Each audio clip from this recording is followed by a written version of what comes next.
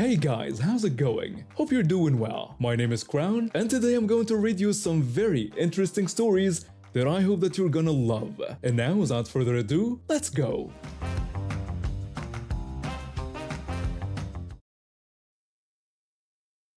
My parents taught me to treat others with respect and never act entitled. They gave me a sense of humility and gratitude I've kept throughout my life. Those lessons proved valuable when I had to deal with an entitled family at a restaurant last Friday night.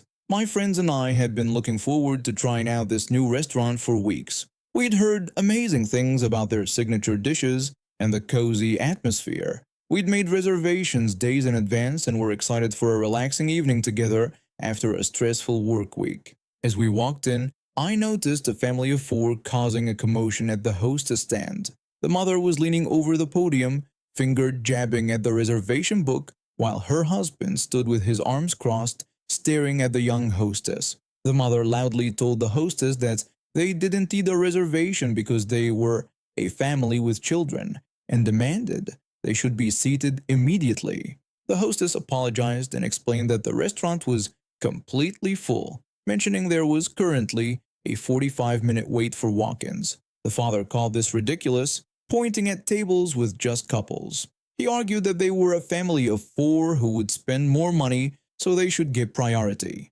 Their two children were running around the waiting area, bumping into people and nearly knocking over a decorative plant.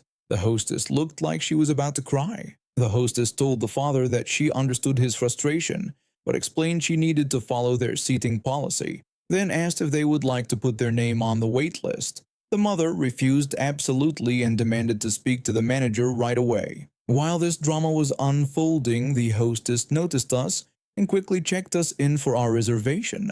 I felt bad getting seated while they were causing such a scene, but we had planned ahead. The manager eventually came out and somehow managed to squeeze the family into a small table in the corner near us, probably just to stop their yelling. My friends and I tried to enjoy our appetizers, but the entitled family's complaints kept getting louder.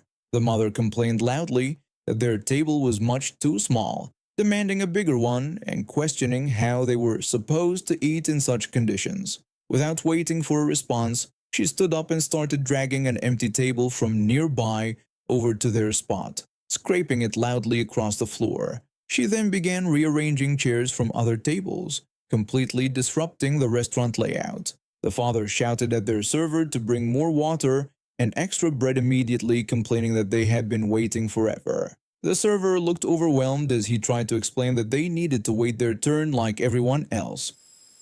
Meanwhile, one of their kids was banging silverware on the table while the other was throwing crumpled napkins at nearby diners. I could feel my blood pressure rising. The family's behavior was ruining everyone's night. I looked at my friends, who were all equally annoyed. Other diners were shooting irritated looks at the family, but no one was saying anything. After their son splashed water that hit a woman at the next table, I decided I couldn't stay quiet any longer. I stood up and walked over to their chaotic corner. I politely asked them to stop disrupting the other diners, explaining that they were making everyone uncomfortable. The mother turned to me with a look like she couldn't understand someone speaking to her. She told me to mind my own business and claimed they were just trying to enjoy their dinner in the cramped space they were given. I responded that I understood they wanted to be comfortable, but explained they couldn't just move tables around and let their children disturb other people. I reminded them that everyone was trying to enjoy their meal too. The father angrily said they were paying customers with rights and demanded to know who I thought I was. I replied that I was just another paying customer who had made a reservation and wanted to enjoy dinner without all the chaos they were creating. The mother mockingly brought up my precious reservation, explaining that they had children and couldn't always plan ahead. She insisted that restaurants should accommodate families first. I told her that having children doesn't entitle them to special treatment, and that everyone in the restaurant had planned their evening and deserved respect. The father suddenly stood up, knocking his chair backward. His face was flushed with anger. The father shouted that I had no right to talk to them like that and again demanded to know who I thought I was. I replied that I was just a concerned diner who wanted to enjoy my meal without having to listen to their entitled behavior. He stepped toward me fists clenched. Then, in what seemed like slow motion, he swung his arm toward me. I instinctively stepped back and his momentum carried him forward. He lost his balance and crashed into the table behind him, sending plates and glasses flying. There was a moment of stunned silence throughout the restaurant before someone started clapping. Then another person joined in, and soon most of the restaurant was applauding. The father scrambled to get up, his shirt covered in someone else's dinner. The manager rushed over immediately. The manager declared that he'd been patient enough, but now they needed to leave immediately. The mother falsely accused me of attacking them and demanded compensation for what had happened. The manager wasn't having it. He told them that he had watched their behavior all evening. He listed all their offenses: disrupting his staff, rearranging his restaurant, bothering other customers, and now trying to assault someone. He said that they needed to leave right away or he would call the police. The father looked like he wanted to argue but thought better of it when he saw the angry diners. They gathered their things while muttering about lawsuits and bad reviews. The manager walked them to the door with the mother still shouting about customer service. When they were gone, the restaurant erupted in more applause. Several people came over to thank me, including the hostess, who looked relieved. The manager apologized to everyone and offered our table a free round of drinks. As we finished our dinner in the now peaceful restaurant, I thought about what had happened. Standing up to bullies isn't easy, but sometimes it's necessary. My parents would have been proud that I'd stood my ground while remaining respectful. The manager came by as we were preparing to leave. The manager thanked me for speaking up, noting that most people just sit and endure such behavior. I replied that nobody should have to deal with that kind of behavior, especially not his staff. As we walked out into the cool evening air, my friends couldn't stop talking about what had happened. One of my friends said that it was amazing and commented on the look on the father's face when he fell. The restaurant has since become our regular Friday night spot, and the staff always greet us with smiles when we walk in. Let me tell you the story of how I almost got into a physical altercation with my neighbor. I had just graduated from college with a mountain of student debt and very little job prospects in my hometown.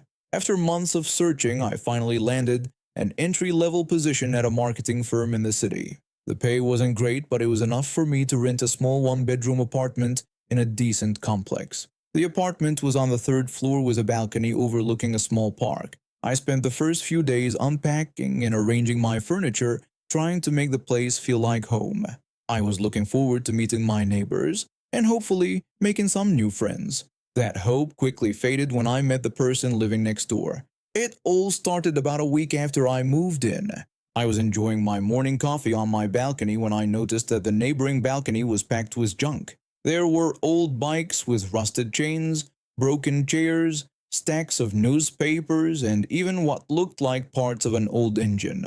I waited a few days to see if they would clean it up, but the pile only grew larger. I decided to talk with my neighbor. I knocked on their door one evening after work. A tall man with messy hair opened the door, looking annoyed at the interruption. I introduced myself as his new neighbor from apartment 304 in a friendly tone. The man looked me up and down with a scowl and rudely asked what I wanted. I explained that I wanted to mention something about his balcony and asked if he might be able to clean it up. The neighbor's face turned red. He asked if I was serious about coming to his door to tell him what to do with his balcony. I tried to explain that I was concerned about the fire hazard, but he cut me off. He shouted that he didn't care what I thought, and that he would keep whatever he wanted on his balcony. He told me to mind my own business and slammed the door in my face. After that, every time we saw each other, he would glare at me or make comments under his breath. He even started playing loud music late at night to annoy me. After 2 weeks of this behavior, I decided to speak with the property manager. I explained the situation and showed them pictures of the balcony. The next day, my neighbor cornered me by the elevator. He accused me of crying to management about his balcony. I defended myself by explaining that I had tried to talk to him first. He insisted it was his private space and that I had no right to report him. I told him that according to the lease, balconies needed to be kept clean and free of hazards. This made him angrier. He stepped closer to me, smelling of alcohol. He warned me to watch myself, saying I didn't want to make enemies in this building. I asked if he was threatening me, adding that would be a bad idea. Before he could respond, an elderly woman stepped out of the elevator. My neighbor quickly put on a fake smile and greeted her. Once she was gone, he warned me that this wasn't over. I called the property manager again and explained what had happened. That evening, when I returned home, there was a security guard in the lobby. The property manager told me they had given my neighbor an official warning. If he didn't clean the balcony by tomorrow, or if he harassed me again, they would begin eviction proceedings. My neighbor cleaned his balcony as required but completely ignored me for several weeks. About a month later, I ran into him while taking out the trash. To my surprise, he apologized for how he had acted. He explained that he had been going through a rough patch after losing his job. He said the property manager had made him realize he was being unreasonable. He mentioned he had gotten a new job and things were looking up. We chatted awkwardly for a few minutes before parting ways. Our relationship never became friendly, but at least it was civil. He kept his balcony clean and I never had to worry about another confrontation. I've been in a wheelchair since I was 12. A car accident took away my ability to walk, but my mom always says it never took my spirit. Most days I believe her, but some days are harder than others. The community park near our apartment is my favorite place to go when I need to clear my head. The open sky, rustling leaves, and peaceful pond help me feel like just another person enjoying nature, not the guy in the wheelchair. I try to visit at least twice a week, especially during spring when everything's blooming. Last Tuesday was beautiful. The sun was bright but not too hot, and a gentle breeze carried the scent of newly bloomed flowers. I had positioned my wheelchair on the paved path near the pond, a spot where I could watch the ducks while still leaving plenty of room for other park visitors to pass by.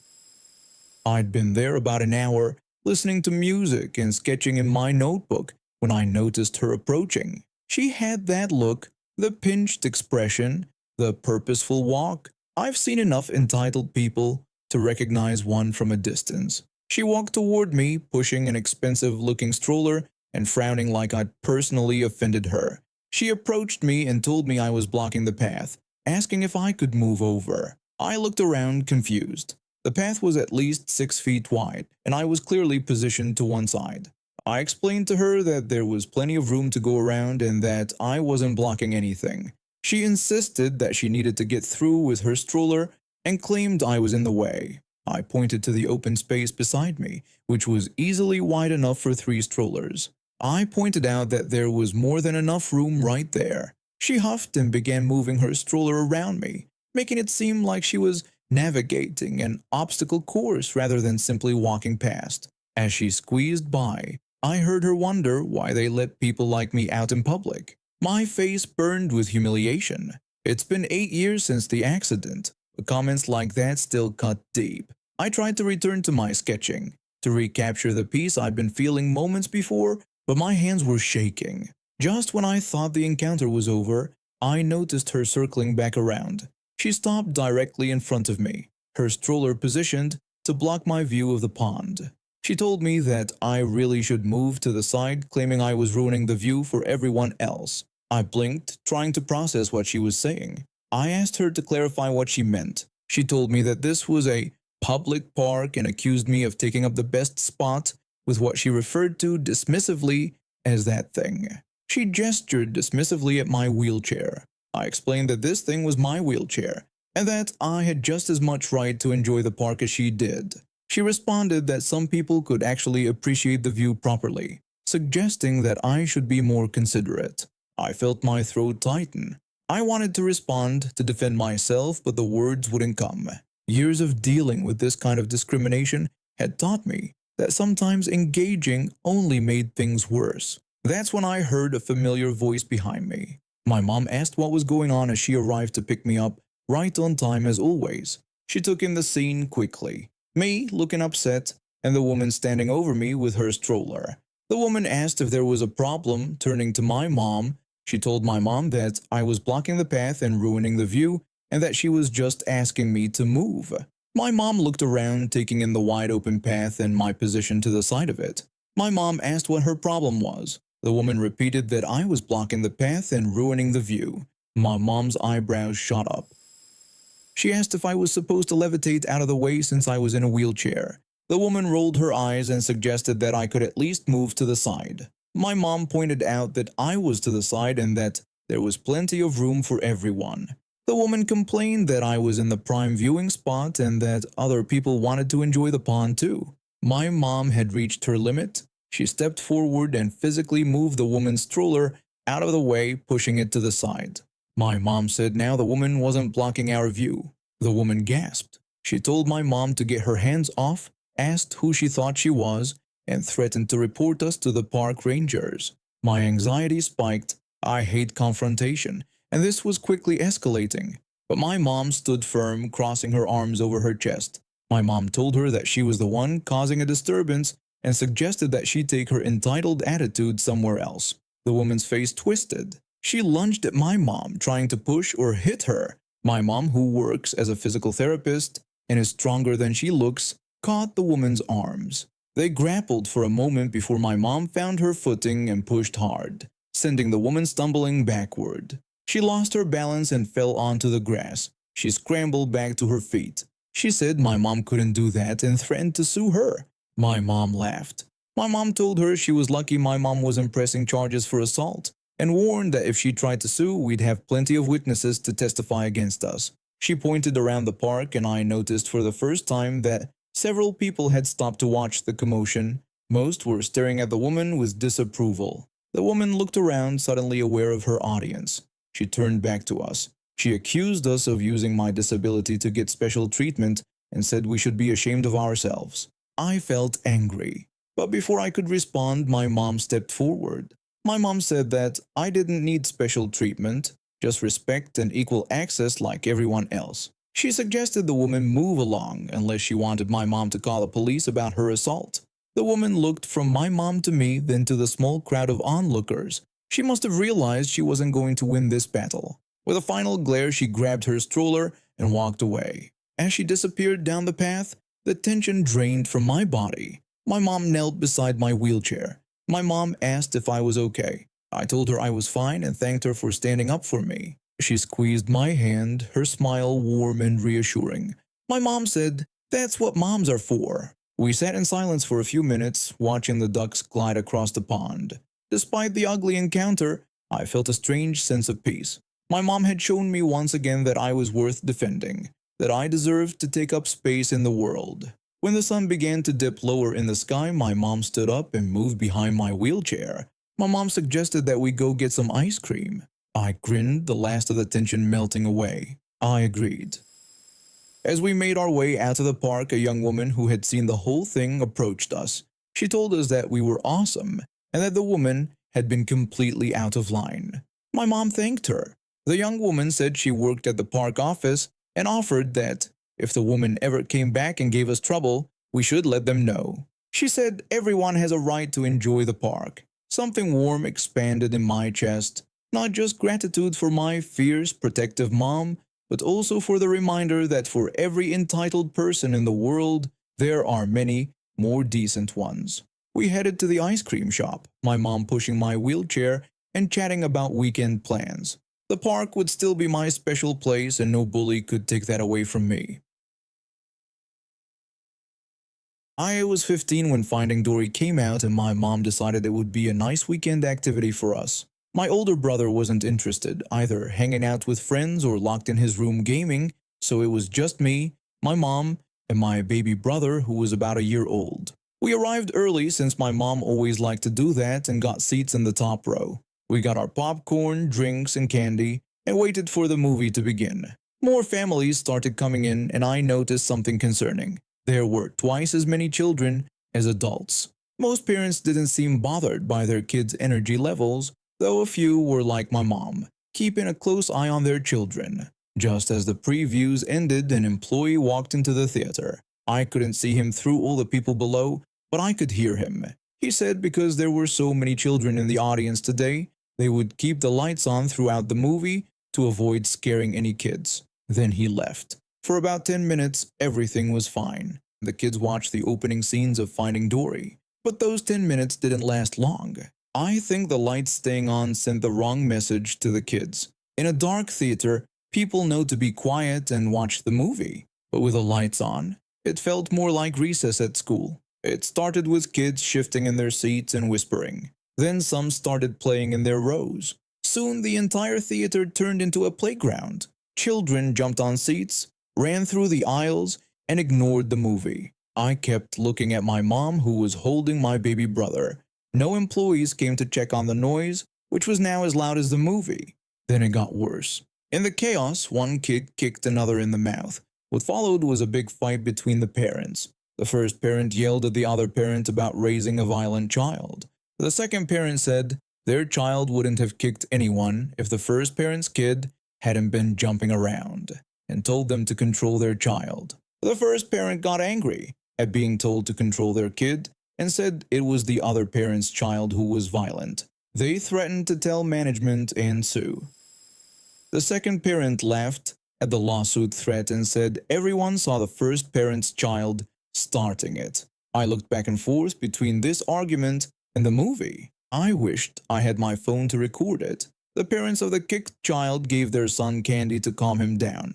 But this fight made other parents start criticizing each other while defending their own children's bad behavior. During the arguments, a child threw popcorn in the air and said it was snowing.